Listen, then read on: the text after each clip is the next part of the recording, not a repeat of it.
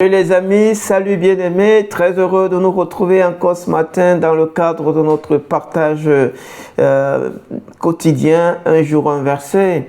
Alors ce matin, nous poursuivons notre méditation quotidienne en considérant de près le 7e verset du 4e chapitre du livre d'Actes des Apôtres. Alors ce verset dit ceci: « Ils firent placer au milieu de Pierre et Jean et leur demandèrent: par quel pouvoir ou au nom de qui avez-vous fait cela? » Parole du Seigneur. Amen. Alors on est quand même un peu étonné et on va essayer de comprendre qu'est-ce qui justifie une telle question.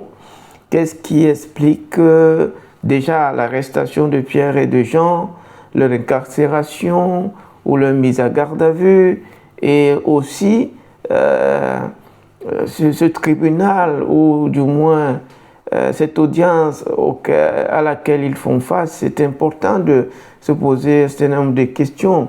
Alors, nous avons vu dans les versets précédents que les prêtres, les souverains sacrificateurs, Caïphe, Anne, tous ceux de la race des principaux sacrificateurs, les Sadducéens, même le commandant du temple s'est amené pour saisir, perquisitionner Pierre et Jean. Donc, et ils étaient irrités, en colère, parce que Pierre et Jean enseignaient, Pierre et Jean parlaient de la résurrection de la personne de Jésus, au moyen de laquelle le salut est possible. Et là, nous avons une situation où toutes ces sommités religieuses se réunissent dans le but de comprendre et de débattre, voire de décider du sort de Pierre et Jean par rapport à ce qui s'est passé. Alors, il pose la question: pourquoi avez-vous fait cela? Au nom de qui avez-vous fait cela? Qui vous a donné le pouvoir de faire cela? Est-ce César? Est-ce la sacrificature, dans le sens que est-ce que c'est le souverain sacrificateur qui vous a donné l'autorisation expresse de faire ce que vous avez fait? Mais déjà, commençons par nous poser cette question. Qu'est-ce qu'ils ont fait? Eh bien, ils ont fait un bien. Ils ont guéri une personne qui était malade depuis son enfance. Depuis qu'il est né, il n'avait jamais marché, cet homme. Et chaque jour, il était amené devant du temple pour demander l'aumône. Ces grandes figures de l'histoire du peuple juif, cette grande figure du sacerdoce juif, le voyait, le rencontrait, mais personne n'a pu faire quoi que ce soit pour l'aider dans cette situation misérable et pitoyable dans laquelle il se trouvait. Il se trouve que Pierre et Jean, au moyen de leur communion avec le Seigneur Jésus, grâce au nom du Seigneur Jésus et de l'amour de voir les autres sortir du giron, de la tanière des ténèbres, eh bien, vont déployer cet amour-là à l'endroit de ce monsieur en lui proposant une autre ressource différente de celle qu'il a connue jusque-là, à savoir le nom de Jésus qui va le guérir.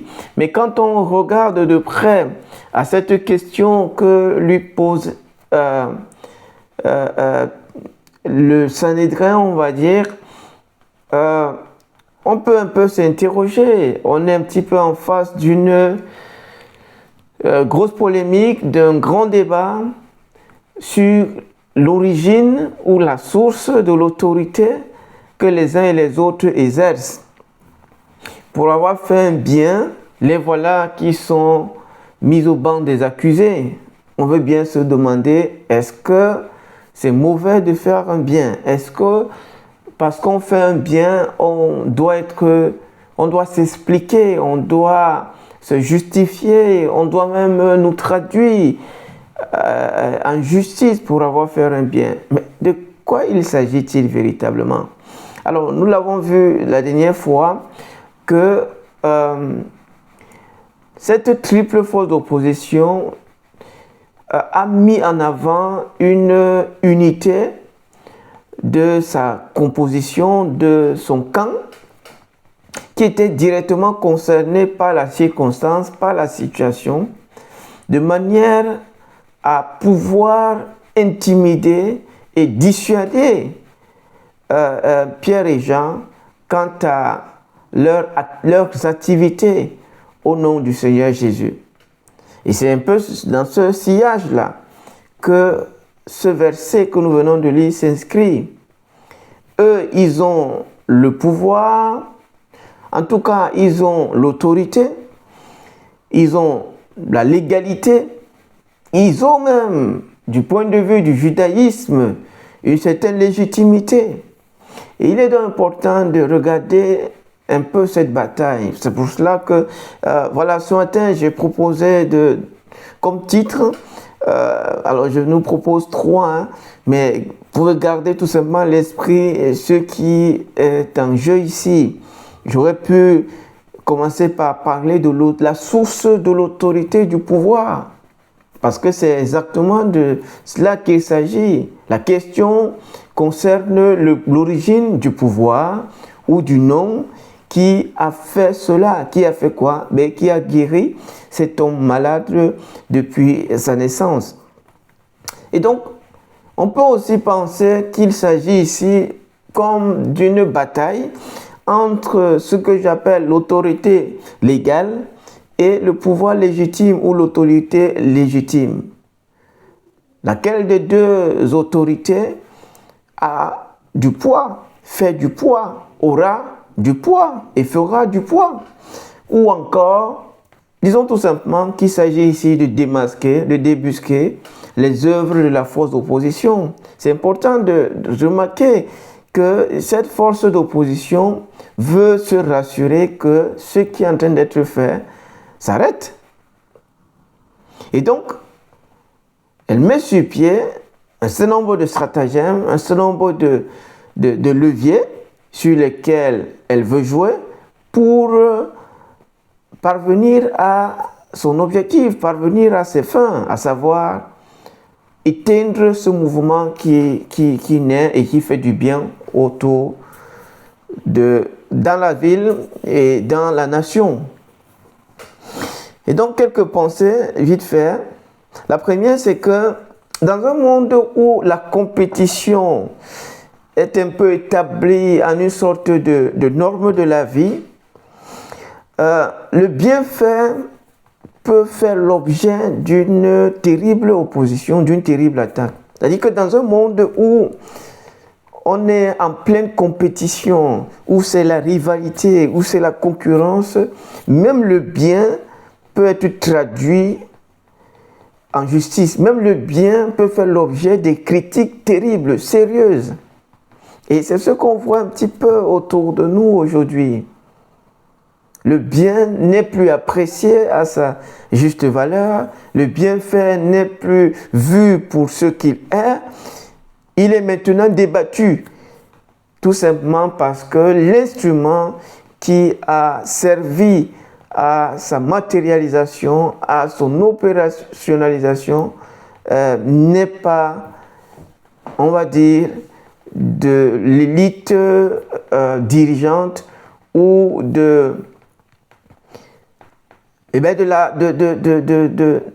du camp qui mène la danse dans la cité. C'est exactement ce qui se passe. Même dans le monde des affaires. Parce qu'on lutte après, on a la même clientèle, on veut se rassurer qu'on garde la clientèle, on est prêt à qualifier on est prêt à fermer les yeux et à qualifier de néfaste même un bienfait. Quelque chose qui a toute sa valeur, toute sa place, peut être réduit ou faire l'objet d'une querelle. C'est un peu cela le monde dans lequel nous vivons. Un monde rempli de concurrence, rempli de compétition, rempli de rivalité et qui fait que le mal souffre. Le mal n'est pas épanoui. Le bien souffre, le bienfait n'est pas épanoui à sa juste valeur. C'est une tragédie de toute façon. Deuxième chose, on reconnaît l'œuvre de la fausse opposition lorsque le bienfait conduit au banc des accusés. Et c'est ce qui se passe ici. L'apôtre Pierre et l'apôtre Jean sont traduits au tribunal du temple pour avoir fait un bien. Au passage, quand ils partaient de chez eux, ils allaient prier à 3 heures de l'après-midi, c'est-à-dire 15 heures de chez nous. Mais comme ils sont portés par une mission divine, ils ont été mandatés par le Seigneur, il n'était pas possible pour eux qu'ils laissassent ce monsieur croupi dans sa misère alors qu'ils avaient la possibilité de l'aider à en sortir. Donc, on reconnaît l'œuvre de la fausse opposition lorsque le bienfait conduit au banc des accusés, lorsque le bien qui a été fait devient l'objet de discussion, devient l'objet de débat, un sujet de débat, un sujet de discussion. On reconnaît là que c'est l'opposition qui est à l'œuvre. Troisième chose, on peut avoir la légalité sans aucune légitimité. On peut avoir la légalité sans aucune légitimité. La société peut nous donner un statut, la société peut nous donner un certain droit d'exercer, quand bien même on n'est pas équipé, on n'a pas été mandaté pour exercer cette activité. La légalité ne fait pas forcément la légitimité d'une chose ou d'une personne. Ce n'est pas parce qu'on nous a choisi que forcément cela signifie que nous sommes la personne appropriée, la personne adéquate pour ce poste même ou l'activité liée à ce poste, la fonction liée à ce poste. Donc on peut avoir de la légalité sans la légitimité. Quatrième chose, on n'a pas toujours besoin d'une légalité pour exercer notre légitimité. On n'a pas toujours besoin d'une légalité pour exercer notre légitimité. Ces apôtres ont été équipés, mandatés et envoyés par le Seigneur. Oui, le gouvernement romain ne lui avait pas accordé des statuts clairs, n'avait pas reconnu ce mouvement parce qu'il vient de naître, mais ils avaient été équipés. La preuve, ceux qui avaient reçu ou ceux qui ont reçu tous les statuts légaux possibles pour exercer leur activité ont été incapables de le faire. Eux, dans leur légitimité, ont pu le faire. Pourquoi? Parce qu'ils étaient envoyés pour cela. Ils avaient le pouvoir, la puissance, l'autorité qu'il fallait pour le faire. Donc, on n'a pas toujours besoin, si c'est possible de trouver la légalité, c'est bien. Mais on n'a pas toujours besoin de la légalité pour exercer notre légitimité. Une autre pensée, c'est que la position d'autorité légale, on va dire, ne confère pas toujours un pouvoir d'action efficace. Là, c'est la preuve. Ce monsieur-là, on nous a dit au chapitre 3 que chaque jour, il était amené et déposé à l'entrée de la porte du temple qu'on appelle la belle porte. Et tout cela le voyait, personne ne s'agitait, personne ne faisait rien. On le laissait là, sauf que Une fois que deux personnes qui ont leur légitimité sans légalité arrivent et font le travail qu'eux, ils n'ont pas été capables de faire, ça fait l'objet d'une grosse polémique, d'un grand débat. Donc, la position d'autorité ne confère pas toujours un pouvoir d'action efficace. On peut avoir une position d'autorité légale et être aussi nul et impertinent. La pertinence n'est pas forcément liée à l'autorité légale.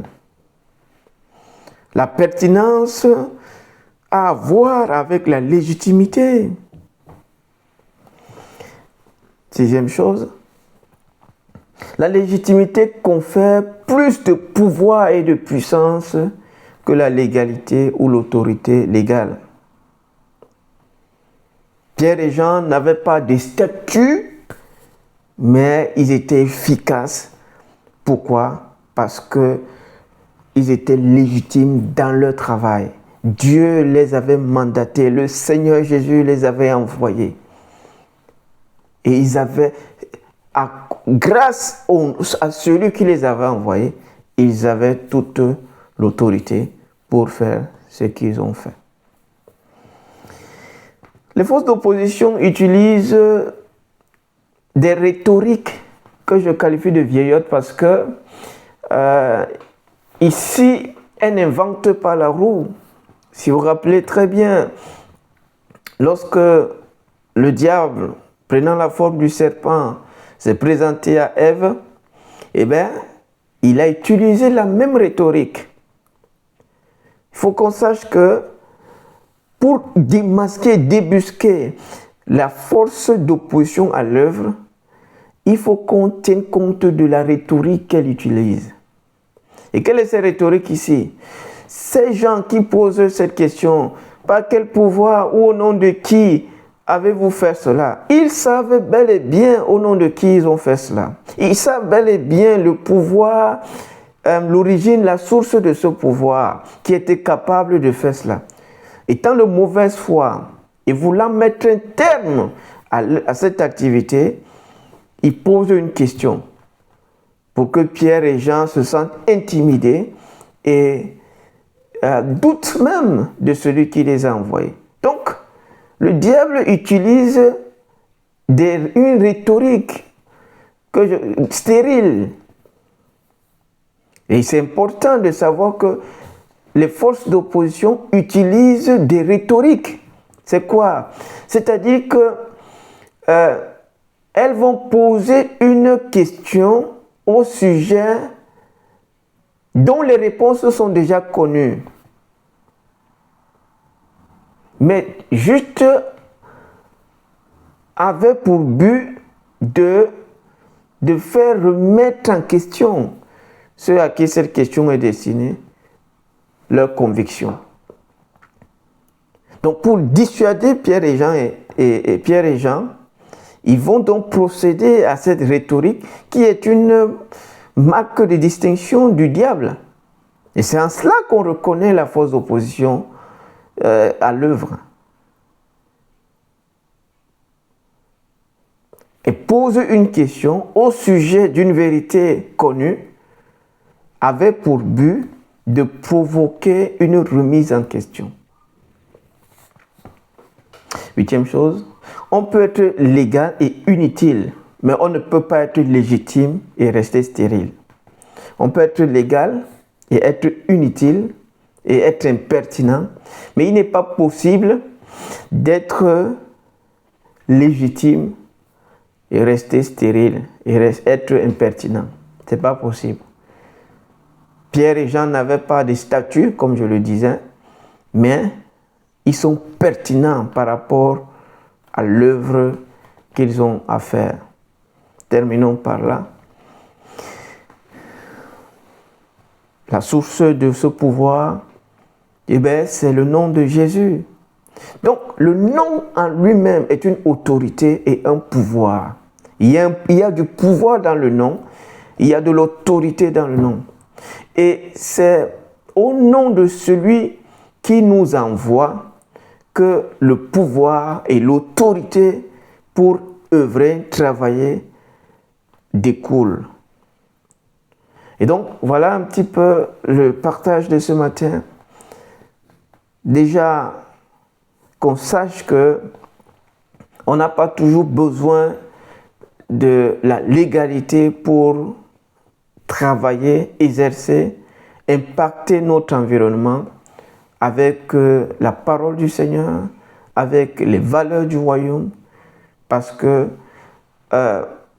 c'est Dieu qui nous envoie et c'est Dieu qui nous demandera des comptes par rapport à ce qu'on aura fait de ce qu'il nous aura donné. Alors prions que nous sachions identifier et démasquer les œuvres des forces d'opposition à tout projet dans la vie, au projet de l'évangile, au projet de l'annonce de la bonne nouvelle, ou à tout projet dans lequel l'on peut s'aventurer.